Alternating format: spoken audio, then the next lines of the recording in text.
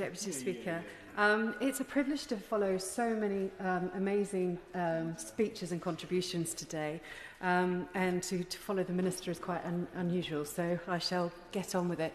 I congratulate the Honourable Lady for Cardiff North for bringing the bill forward. I think it's clear the work and time that she has invested in the process has been considerable, and also the time invested by other colleagues across the House and their contributions today. I think the importance of environmental considerations are becoming more widely acknowledged, and this is very welcome. There is no shortage of need, for example, in refitting old housing stock and making for a greener future, as the Honourable Lady mentioned in her opening speech. There's also a growing interest in this area from investors, many of whom recognise that not everything that counts can be counted, and that the environment and social impact of their investments should also form part of the reckoning when assessing the returns they make. This creates an opportunity to bring the two together, but sustainable success will only happen if it's done responsibly, and I have reservations as to whether this bill does this. It raises more questions than it answers.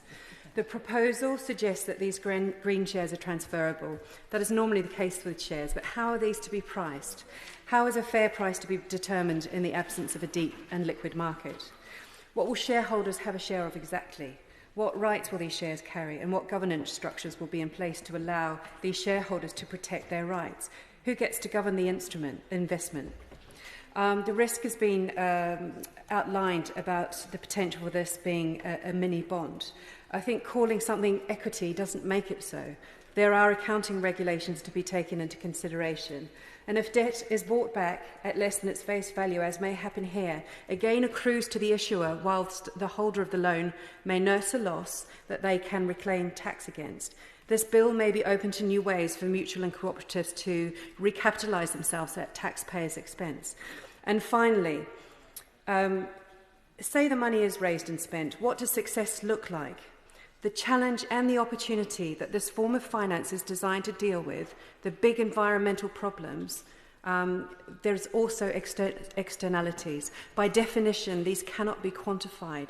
So how can the cooperative evidence that the extra financial component of the return?